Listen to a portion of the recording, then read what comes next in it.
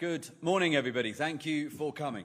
Reform UK is preparing for government, not out of hubris nor arrogance, but because Reform is indisputably leading in the polls. Reform has led in north of 100 opinion polls in a row. A poll just this morning from YouGov, one of the pollsters that does actually routinely understate Reform support based on what happens at the ballot box. But nevertheless, that put the Greens now pretty much neck and neck with the Tories, Labour down 3 to 17%, and Reform with a 10-point lead. And, of course, if you look at the betting markets, Nigel Farage is, and has been now for many months, the bookmakers' favourite to be the next Prime Minister. All of which is to say, it would in fact be criminally irresponsible if Reform UK were not preparing for government, should it be the case that we win the next general election. Now, we know for a fact, and have plenty of data to support the notion, that the instruments of state are unfit for purpose. And this has no doubt been a real significant driver of the disconnect, the discontent between voters and Westminster.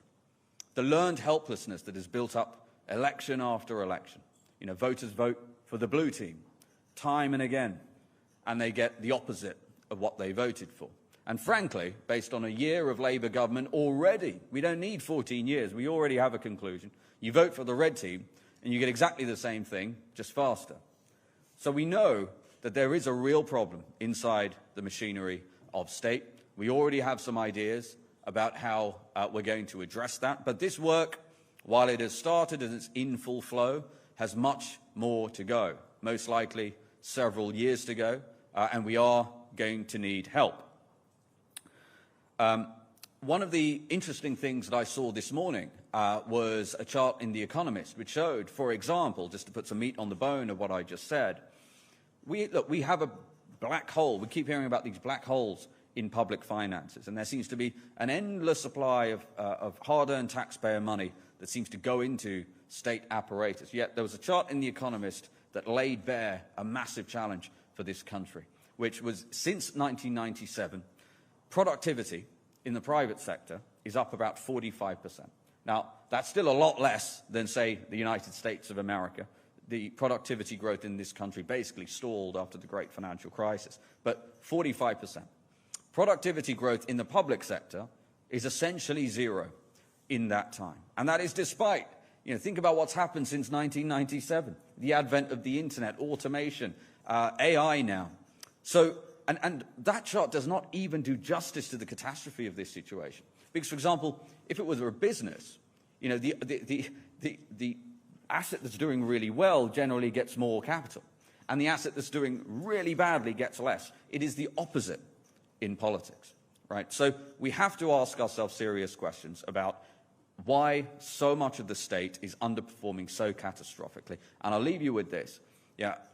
Probably the most apt summation of what we saw over the last few days with this illegal migrant who committed a sex offence and then was apparently accidentally let free is that the British state's descent into being a Monty Python sketch is complete.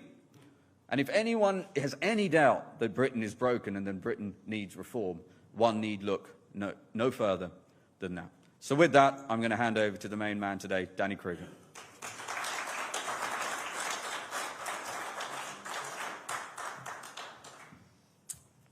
Thank you very much, Ian. Thank you all. Thanks for coming. It's very good to see you all. So a lot of my old friends from the think tank world here today, including Tim Knox, my first boss, in Tufton Street out in force today. So good to see you all. I'm going to start by risking a metaphor. And people keep asking me how I feel having left the sinking ship of the Tory party. And I feel pretty good. We are riding high, the wind is in our sails. I'm on a ship that is actually going somewhere. And of course, as we all know, Reform is a bit of a pirate ship, led by a buccaneering, charismatic captain, an ill-disciplined crew, sometimes badly ill-disciplined, but a powerful ship with a dangerous broadside, a terror to its rivals. Now, the job of Zia and Nigel and Richard and me and our colleagues is to help turn this pirate ship into His Majesty's Royal Navy ship of the line, ready to enter the King's service and serve our nation. That is our job, and it's a serious job. And yes, Reform believes that politics can be fun. But the people I've met since joining this party last month are deadly serious. And I was at a street stall this weekend. David Bull, our chairman, organised a national membership drive, and we had stalls across the country. And I was at one in Wiltshire. And one of our activists said to me about Labour and the Conservatives, he said, they call themselves the grown-ups, but they're not. They're just playing at politics. We, Reform, we need to be the real grown-ups. We need to actually take charge of the system and make it better and make it work for the country. And he was right. So, let us start with the problem. And polling and focus grouping and door knocking and all of our personal experiences confirm the state of Britain in 2025. Nothing works properly. It's impossible to build anything. The streets are dirty and unsafe. Taxes and prices are far too high. Immigration is changing our country for the worse and far too fast. And we are becoming poor, sick and unhappy. There is a malaise over Britain. And these problems are complex, but the effective cause of them is simple. Since 1997, we have had governments that, firstly, don't share the attitudes of the country they govern. And secondly, they aren't properly in charge of the state. So we will change that. Reform UK will be a government of national preference, preferring the ideas, the institutions and the people of the United Kingdom over the ideas, institutions and citizens of elsewhere. And we will restore the basis of our democracy, putting ministers properly in charge of the government and answerable to Parliament for their decisions. So let me set out what we will do if we win a majority. And I want to briefly discuss four things this morning. The first thing is this. We will be ready. When Nigel Farage walks into number 10 as Prime Minister on the day after the next election, I don't want the Cabinet Secretary to welcome him in like the latest short-term tenant of the building, sit him down for a briefing on the House rules, and then politely ask if he'd like to change anything about the decor. I want Nigel and his Cabinet to sit the civil servants down and tell them the plan. And the plan is going to be a lot bigger and more structural than a few pieces of decorative legislation. So we are working with policy specialists, with lawyers, with parliamentary draftsmen, and with a whole range of former and serving officials who are helping us plot a path through the thicket of Whitehall and parliamentary process. If we win the election, we will have legislation drafted and ready to go, a new ministerial code and civil service code drafted, orders in council prepared, people lined up for key appointments, and it will all start on day one. So the first thing is we will be prepared. The second thing that we will do is to grip the civil service itself. It is simply not acceptable, and Reform UK will not accept, that ministers have to take advice from and trust the execution of their decisions to officials who answer to different bosses than them and whom they cannot, when they need to, quickly remove from their posts. So we will bring more expertise, advice and executive capability from outside government to serve in Whitehall. We will reform the Civil Service Code to ensure that officials at the top of the civil service, and certainly those at the centre of government, are directly answerable to politicians, including for their jobs. And let me be very clear, the growth of the civil service will be reversed. Now, after falling in the wake of the global financial crisis, the headcount of the civil service rose again after Brexit. Shame on the Tories. And it passed 500,000 in 2003. So we put the civil service on notice that under a Reform government, we expect the headcount to fall dramatically. And it won't be like last time under the Tories when they reduced numbers and froze pay, and the civil service just gave themselves all promotions, up the pay scale, and therefore pay rises, and we ended up with a bigger wage bill than before. You can see there this absurd transformation of the shape of the civil service from a pyramid to basically a pillar, with more people at the top than at the bottom. So that has got to change. And as we do that, as we cut the system, cut the headcount. We can do something else. And this is another thing I hope the civil service will be ready for if we win power. In the last 30 years, as the size of government grew, so did its physical footprint, both beyond London and Westminster. Britain used to administer an empire from a couple of buildings grouped around Downing Street. In the 1820s, Sir Robert Peel ran the Home Office with 17 officials. Lloyd George delivered the People's Budget in 1911 with a treasury of 26 people. And of course, in those days, Westminster was a residential district. Now, in 2025, it's a wasteland of acronyms: the MOJ, the DWP, the DFT, the DFE, the DHSC, the MHCLG, all housed in these great glass and steel towers, mostly empty, because everyone's working from home. So if we look at this map here, you can see at least 5 buildings whose leases are all coming up for renewal before the end of the next Parliament. And a reform government will not renew those leases. There's something in the region of 100 million of annual savings right there, just in those buildings. £500 million over a 5-year term. So a more concentrated government machine will be cheaper, leaner and more accountable to ministers, Parliament and the public. And our ambition is to make Whitehall Whitehall again, to restore the civil service to the street called Whitehall. So I've explained that we will be ready for government and we will take back control of the Whitehall machine. The third thing we'll do is this. We'll make sure the wider system outside Whitehall also respects the mandate of the government. Nigel Farage will not let established conventions or vested interests or bogus appeals to higher authorities than the will of Parliament get in the way of the plan that has been accepted by the public in a general election. We want to restore the proper basis of our democracy, whereby public servants answer to ministers who answer to Parliament. We don't come with a chainsaw or a wrecking ball. We respect the institutions of the country, the armed forces, the police, the church, the judiciary, and we respect the professionalism and expertise of the people who work in them, so long as those people respect, in their turn, the right of Parliament and of ministers to make the rules they work by. That means ensuring the House of Lords does not obstruct legislation passed by the Commons. It means stopping public sector unions, sabotaging the reforms the public rightly demands.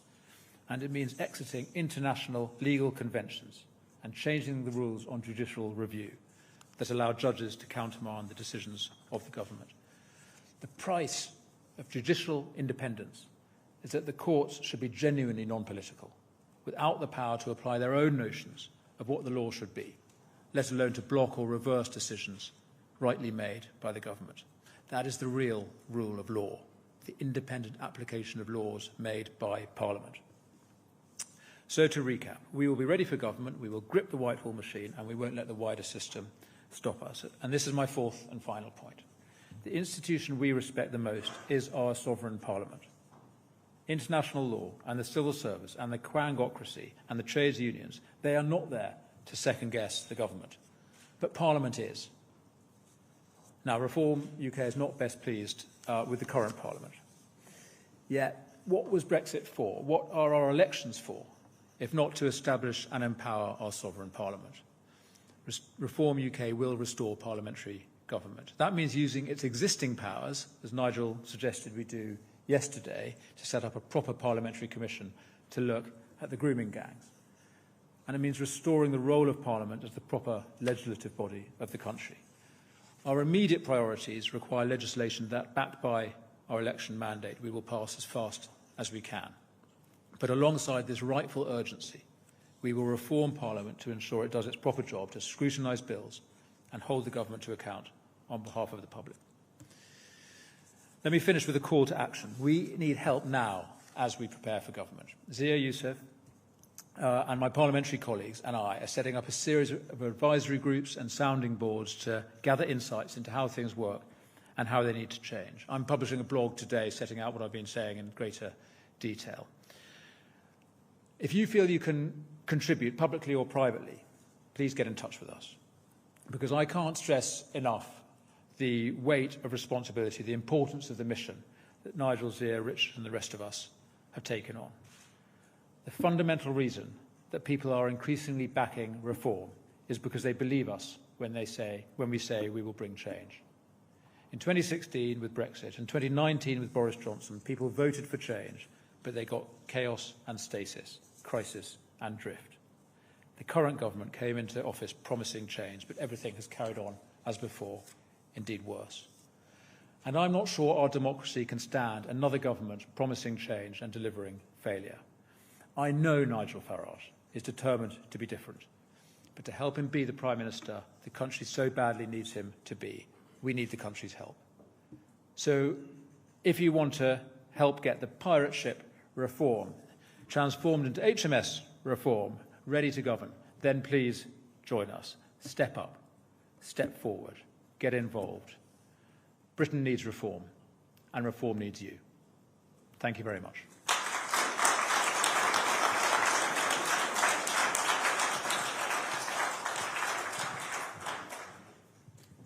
All right, everyone, so we will now go to questions. We've got media here. We've also got a number of think tanks who I'm sure have interesting questions to ask Danny and myself. So let's start with Harry Farley at the BBC.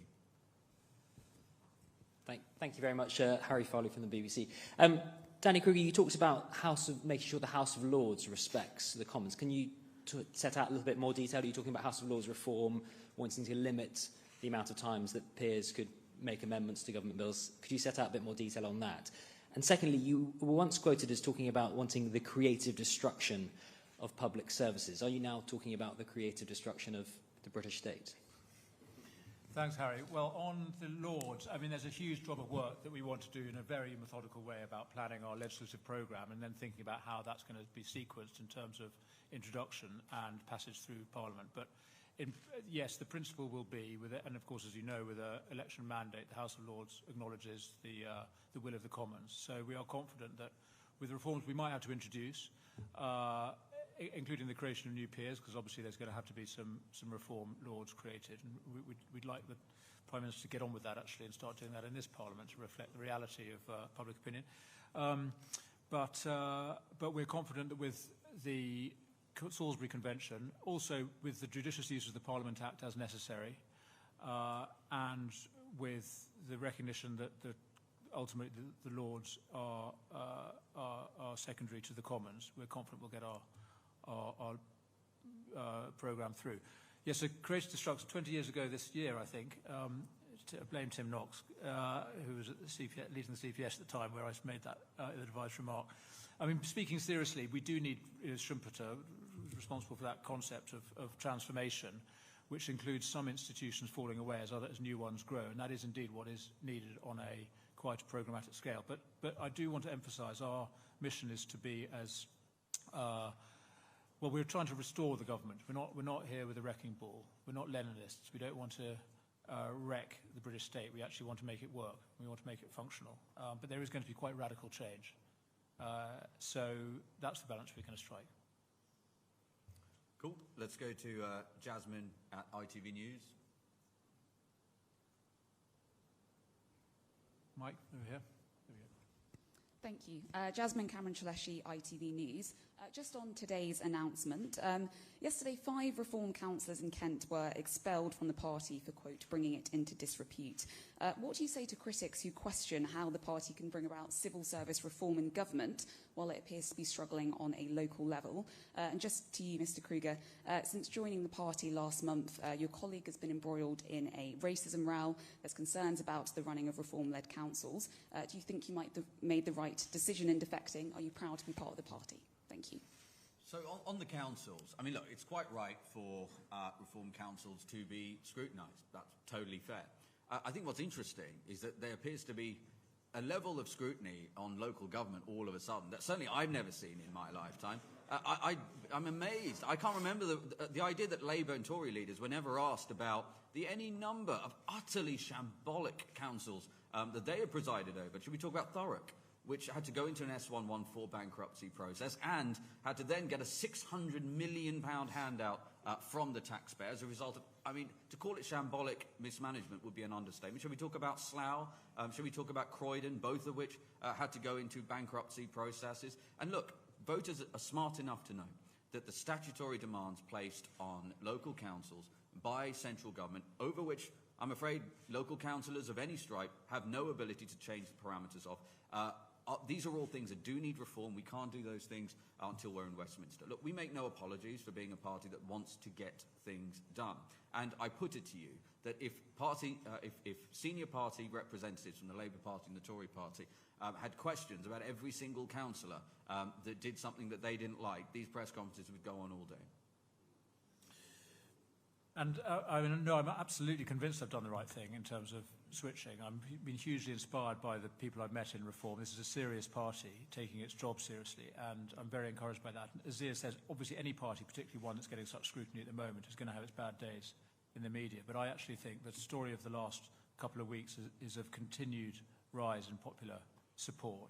And as we're saying today, we're starting the process of setting out serious plans for government, which we're doing in the open, by the way. We want to be very clear to the public and to the civil service and the whole system of what is coming, so that nobody can claim they were blindsided when we get into power. So I'm very encouraged by the work that the party's doing. I'm very pleased to be with them. Okay, Alex from Sky News. Hello, Alex Culbertson from Sky News. Reform has said it wants to use the councils it has won to show how it will govern, but you've had many councillors expelled and suspended, some have resigned, and some councils are looking to increase council tax by 10%. How will you turn that around to show voters you really could govern from Westminster and it's not going to be like it is at the moment with the councils? Well, the Reform councils, Reform control 10 councils, and that's been the case for under 6 months. Right? So that's the first thing to say. And if you were to look at, let's take Kent, for example, which is the one that people often want to refer to, Kent has already announced north of £60 million of identified savings. They've achieved that in under 6 months. By my reckoning, that is the largest amount of savings ever found by a council in the United Kingdom outside of an S114 bankruptcy process. I think that's pretty good going. The other point to make is that these councils have been underfunded and appallingly run for an enormous amount of time. I'll give you another data point on this, which never seems to make any headlines, but there are north of 90 councils in the UK that have raised council tax by more than 5%, not 5% or more, but by more than 5%, of which 0 are Reform councils, 40 are Labour councils, and about 35 are Tory councils. And again, the level of scrutiny, it's one thing to scrutinise Reform councils, more than happy with that. That is perfectly fair. But this insane expectation that Reform are going to totally transform local politics in any given region inside 6 months was always for the birds. Yeah. Should we take a couple of questions from think tanks, and then we can come back, or from other guests here, and then we can come back to the media list we've got. Tim Knox. It's better be nice. Thank you for the acknowledgement of ancient history. In terms of civil service reform, do you think that the Cabinet Office, which claims to act as the corporate headquarters of government, should be the first target of reform? Thanks, Tim. I mean, that definitely is a question we're pondering, how to reform the centre. And, I mean, I noticed, having worked as a civil servant and in Number 10, how, as a political advisor, how significant in everybody's world in Westminster the Cabinet Office is. And I don't think the public even know it exists largely. I mean, it's this mysterious kind of brain of Whitehall, and it is clearly dysfunctional. And Number 10 is an appendage of the Cabinet Office. I mean, functionally, it's a subsidiary department of the Cabinet Office, which in a sense tells you all you need to know about how power operates in our country.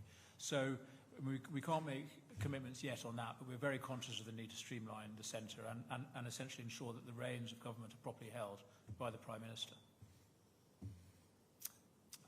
All right, let's go to Genève at the Daily Telegraph. Hi, Genevieve Hollallen at the Telegraph. First of all, roughly how many civil service jobs are going to be cut? You may not want to give a precise number at this stage, but are you looking at hundreds, thousands, tens of thousands? And secondly, to Mr. Krueger, you were, when you were still in the Tories, one of the most vocal opponents of the terminally ill adults bill. Would you want to see the reversal of that bill to be part of the Reform Manifesto in the next election? Thank you. So on the number, we're deliberately not giving a number, tempting as it is, to get a headline, because we are proceeding in this in a responsible manner. We want to design the function of Whitehall and then its form. and then its size. So the size will be determined by the form that we arrive at. So what I can confidently say, though, is that we are going to get the overall headcount of the centre of the civil service based in Whitehall back down below the levels it was at before Brexit. So 10 years ago, it was 30% smaller than it is today. So we can at least get back to that size, and I'm confident we can go further. I mean, Zia was talking about the productivity crisis in the UK. It is absolutely shameful that in the age of the internet and of AI, public sector productivity and civil service productivity in particular is still so low. It's not been improved by technology. So we are absolutely convinced that we can do better and make significant reductions in headcount. On the assisted dying, I mean, that is a question for our policy process and ultimately for Nigel. I mean, it's a free vote at the moment, and it feels appropriate for it always to be a free vote. It's a matter of conscience. I mean, I have significant problems with this bill, not simply in terms of the morality of it, but in terms of its actual design and implementation. So I would always be voting against this bill. Where we get to in terms of the reform manifesto, we'll have to wait and see. I'm glad that Nigel voted against the assisted dying bill when it was in the Commons. So that's a good sign. Not everybody did in reform, but that's okay. Okay, Lucy Dunn, Spectator. Hi, Danny, Lucy Dunn from The Spectator. You talked about structural reforms and things like reducing overall headcount in the civil service. How would you face down potential obstruction or pushback to this by unions? By the unions? Thank you. Well, I mean, there's a huge challenge there. We absolutely have to get union law right so that public servants are required to deliver for the public. And there'll need to be a programme of change in that space anywhere across the public sector, but particularly around the unions as well, around civil service unions as well. However, I am confident actually that the law, as both it currently stands and how it could be amended, will ensure that civil servants do what they are asked to do. I mean, ultimately, while I'm very, very conscious of the obstructions we may well face within the machine, which are real, and there will be malevolent actors of bad faith who are trying to stop us from doing what the public want us to do. Overall, most civil servants genuinely do want to support the government. They just have the wrong idea of how to do that. And their incentives and the promotion structure lead them to answer to civil servants who, not to ministers. So I'm confident that if we change those systems and those incentives and the system of promotion, we can get the civil service as a whole under control. But it will not be acceptable for unions, as happens currently, or Home Office officials, immigration officials, and their contractors, invoking their own sort of independent political judgment to frustrate what ministers are requiring. So we're very conscious of that danger, and we'll take steps to avert it. Mary Novick, Financial Times.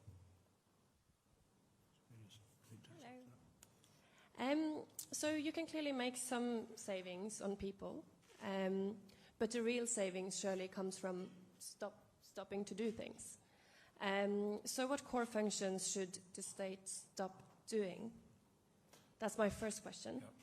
Yep. And then my second question is, what specifically, and this can go to either of you, what specifically is it about overrepresentation of black people in TV adverts that you think is a legitimate concern?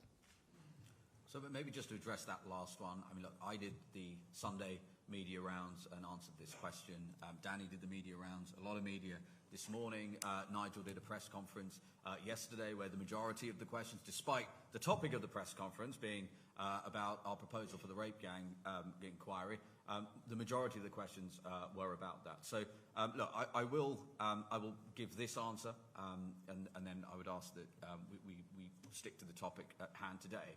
Look, I have a perspective on Sarah's comments, and not everybody has, because I was chairman of the party at the time. I worked really hard to get Sarah selected and then elected in Runcorn and Helsby. I'm glad I did, because I think she's a lovely person, and I think she's a great MP for her constituency.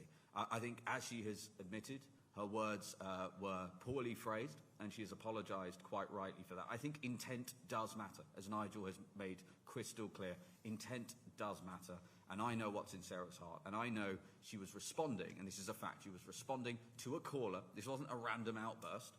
She was responding to a caller, a chap called Stuart, and I encourage people to actually listen to the segment, because Stuart was quite exercised, I think, understandably, about a lack of representation for some people in television advertising and material over-representation for others. And I remember the phrase he used. He said life was starting to imitate art. And it is just a fact that, for example, the number one, I don't like slicing and dicing people in this country into demographics, but a lot of people seem to do it. And if the one demographic more than any other that is left behind educationally in this country by any measurable outcome are white working class boys, for example. We have routinely in this country internship programs, and this is the other issue. You know, the policy response to this is inevitably, whether it was the Tories or Labour, something that compounds the problem and discriminates against those people even more. So you have civil service internship programs to which white people are ineligible to apply. His Majesty's Royal Air Force, that was indicted by its own internal inquiry, if you remember this, in 2021, where the RAF's recruitment processes were condemned as being basically institutionally racist and sexist, discriminating on skin colour and gender. And actually, I want to point out, the head of recruitment at the time for the RAF, to her eternal credit, resigned in protest, saying she would not carry out such policies because she knew that those were racist and sexist policies. I could go on, you know, our security services. The Bank of England have until very recently an internship program to which white people couldn't apply. So look, Sarah's apologised for the turn of phrase she used because obviously it wasn't appropriate. But again, I know what was in her heart and I know she's a good person. On the question of what functions could be done outside government, that's again a part of the policy review that we're undertaking, and I mean we have specified today and before how much we think functions of the state could be automated. So there are definitely functions that could be given up altogether. But in terms of opportunities for outsourcing, I mean there are some things which are already done well by the private sector on behalf of the public. I mean some prison management is done very well outside the public sector. Employment support intuitively would be better done by businesses than by job centres. So there are parts of current public sector activity which we think could be better done and more efficiently done outside, but that's part of the policy review work that we're doing. Let's go to the think tank formerly known as Reform. Yeah. Do you want to take the mic, Charlie? Yes, sorry about that. Can my first question be, you're not considering renaming as Restate anytime soon? Thank you. So, Charlie Pickles, Director of Restate. Two questions, if I may. On the getting greater accountability for civil servants to ministers, does that include you moving to a system where permanent secretaries are directly appointed by the politicians rather than by the civil service system itself? And would that also extend to Director General? So is your kind of executive leadership cadre going to be directly appointed by the people in your description in charge? And secondly, I wondered if you could just say something about, you talked about redoing the ministerial code, and I wondered what it was exactly in the ministerial code that you think is a blockage or a barrier to delivering reform.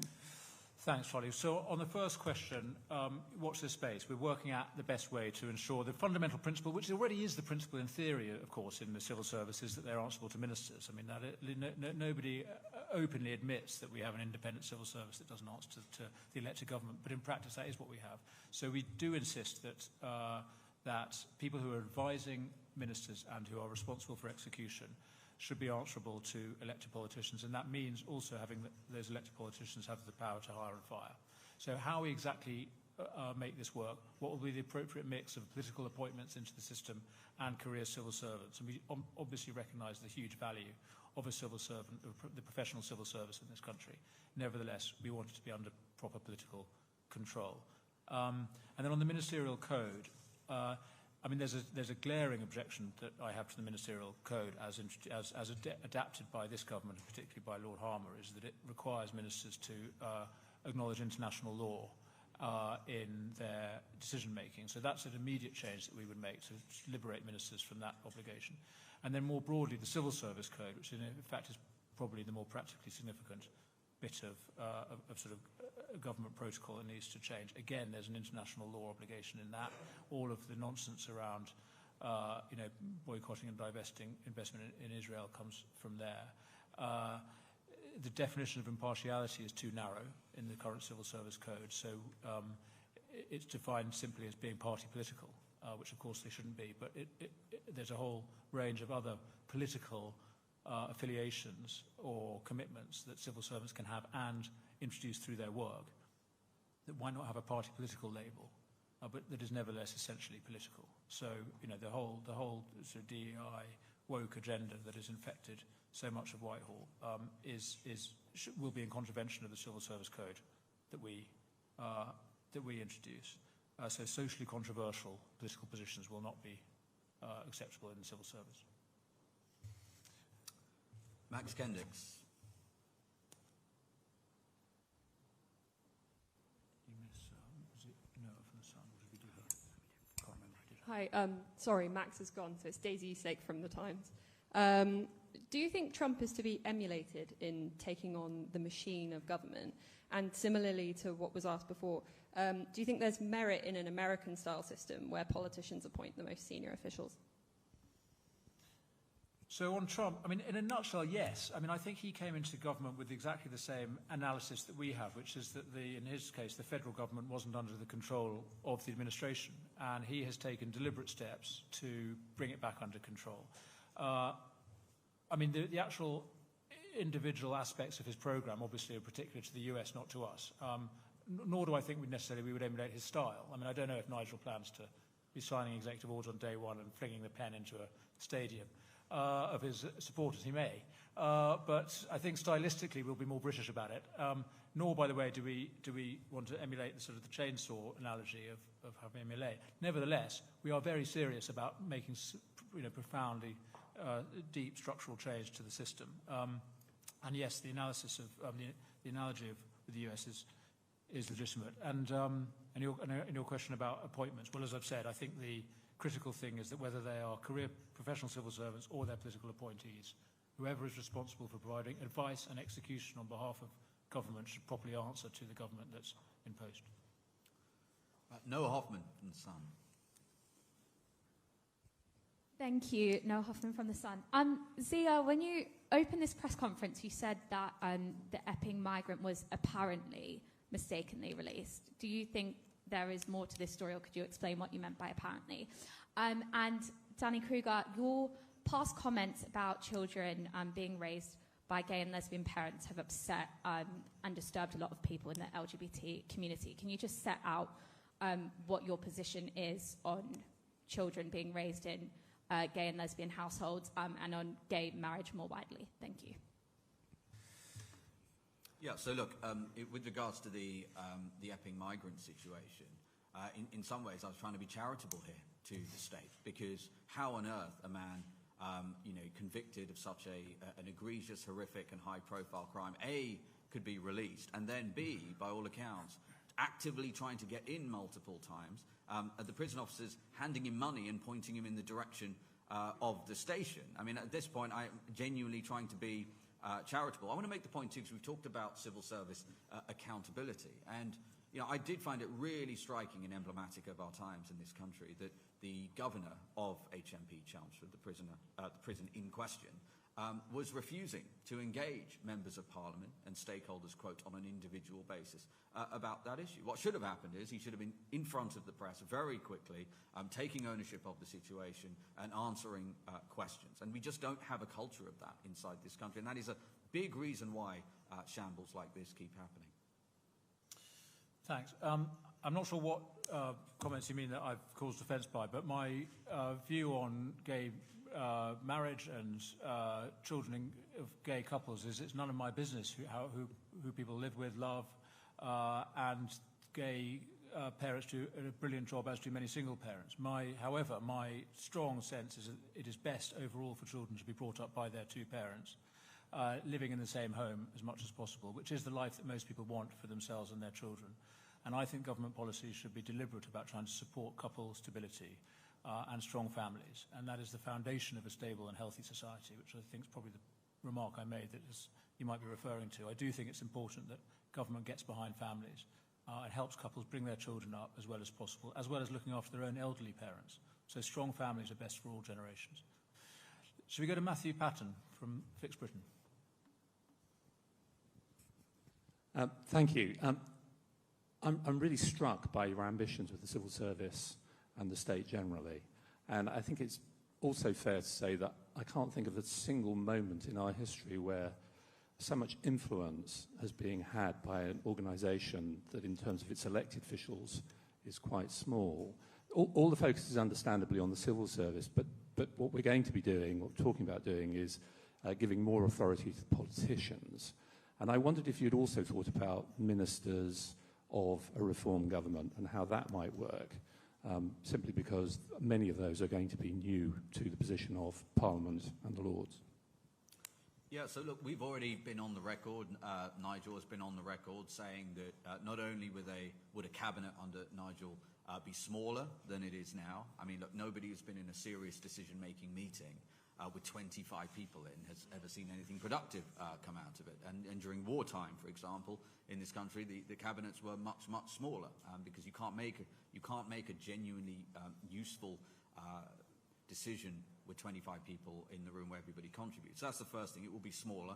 The second thing we've been clear about is that we're extremely open, at least. Nigel is extremely open to the idea of maybe around half of those cabinet ministers to not be members of Parliament.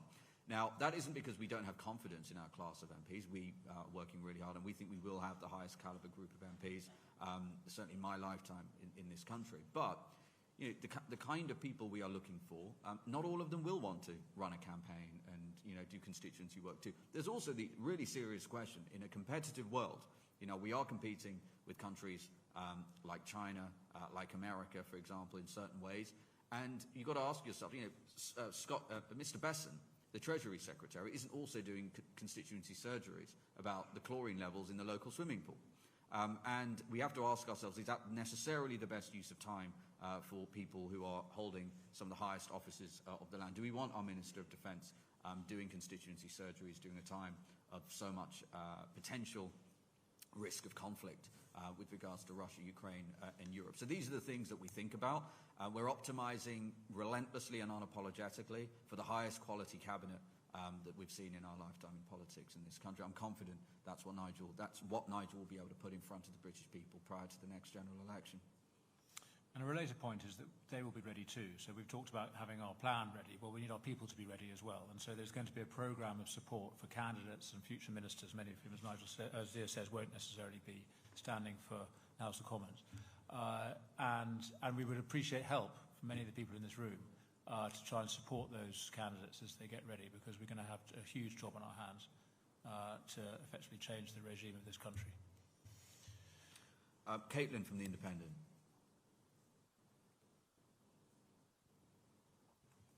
Morning. That was quite a list of buildings there that you said you don't intend on renewing the leases on in terms of government departments. Has there been some form of calculation done in terms of headcount, how many people you could get into the buildings that you want to send to the civil service around in Whitehall? And related to that, will there be provision within the civil service, if the number of buildings are reduced, to have more members of staff working from home, either permanently or on a mixed basis? Yeah. So we're very against the working from home model. We don't believe it adds to productivity or frankly, the well-being of staff. So we want people who are doing a job for government to work in government, and we want them to work as close as possible to the centre. If they're accountable to ministers, they should be co-located as much as possible. And so, in answer to your question about the detail, I mean, an interesting fact and an illustrative fact about the way our government works is that it is not possible to accurately identify the cost of these leases or the capacity of those buildings. Nevertheless, we are confident that by reducing the headcount, as we've suggested, reforming the system of government, we will be able to make do without those buildings. There's a vast amount of real estate, and I mean, having worked in Great George Street government offices, the Treasury building, for a couple of years, I'm very familiar with the echoing empty space that Whitehall currently occupies, the same in other government buildings. So actually giving up these buildings will not in itself put a huge number of officials out on the streets. They're not working in those buildings as it is. So, but we've indicated our intention not to renew those leases, and we are confident that, as I've said, once we've designed clearly our plan for government, what's the legislation, what are the different functions of the different departments, then we can go about identifying which bits of Whitehall real estate should be occupied by the remaining civil servants. Sophie Wingate, PA. Hello. Can you give more details on your promise to restore the role of Parliament as the country's proper legislative body? Does that mean paring back the powers of the devolved authorities in Scotland, Wales and Northern Ireland? Thank you. Well, that wasn't what I was talking about. I was talking about ensuring it does its job of passing UK legislation in a way that actually adds to the process. I mean, it is a shameful reality that MPs don't like to talk about how poor our parliamentary process is. I mean, Ian Dunt wrote a brilliant book about called How Westminster Works, and the chapters on parliamentary bills, particularly shameful for those of us involved in that process. So we think that without creating obstacles for the government's business, because fundamentally with a mandate for change, we need to be able to get it through. Nevertheless, there are ways to ensure that Parliament can have proper amount of time to scrutinise legislation and the opportunity to interrogate it. And getting the, a real feature of our current system is that there is actually a lot of expertise, particularly on the backbenches in Parliament, both on the governing side and otherwise. And it's very difficult for backbenchers to have be able to inform the process of legislation. It's very much cooked up between the front benches of the two main parties. And like I say, we absolutely insist that our legislation is passed expeditiously. But there will be ways, I think, by using pre-legislative scrutiny, which is an underused facet of our current system, by timetabling legislation well in the Commons, by using select committees and bill committees better, and the report stage of Parliament when bills come back after the committee stage. All of this, I think, could be done better, consistent with our current constitution and our current processes. But we are confident of the legislative plans we have, and we think that it's appropriate for them to be scrutinised properly. Any other think tankers want to jump in before we finish up with the media? No? All happy? Excellent. Go on, Andrew. Terrible mistake to ask think tankers to speak, Danny will speak. Andrew Hall, Effective Governance Forum.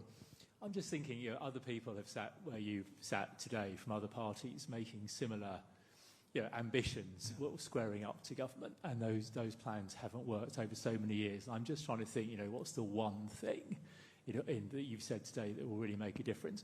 I think it's your number two, getting a grip and bringing in external management capability. I think that's the one thing that will really change the culture at the top of the civil service.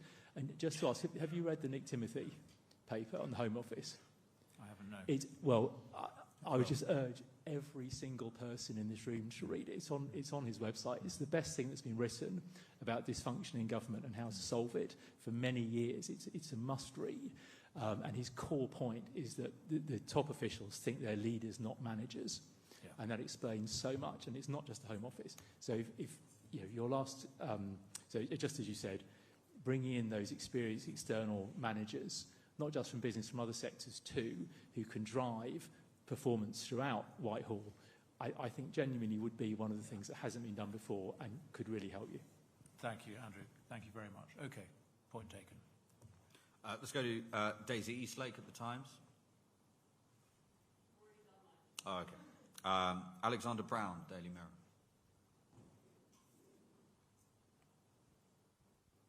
Hi, Mr. Krueger. Speaking during a membership drive at the weekend, you warned of a kaleidoscope of left-wing parties next election, calling them Hamas-supporting and LGBT-supporting. Can you expand on what support for the LGBT community you oppose, and do you think Hamas-supporting is an equivalent? Thank you.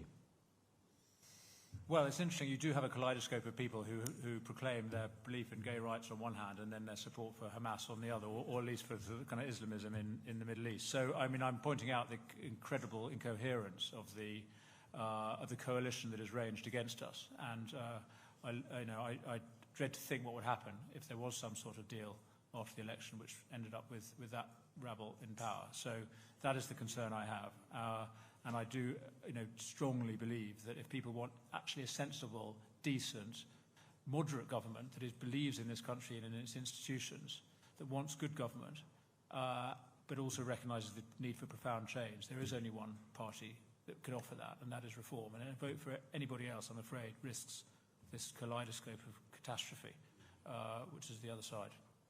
Cool. And one more at the back there.